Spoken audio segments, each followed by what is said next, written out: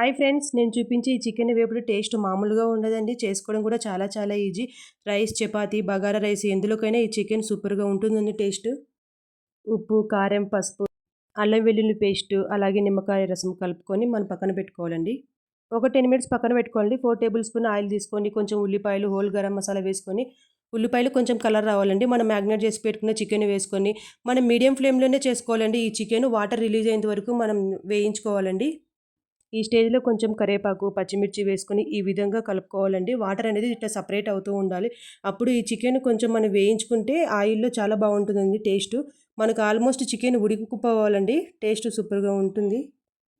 కారము, జీలకర్ర పొడి, ధనియాల పొడి, అలాగే చికెన్ మసాలా వేసుకొని ఒక 2 మినిట్స్ లో ఫ్లేమ్‌లో మగ్గించుకోవాలండి.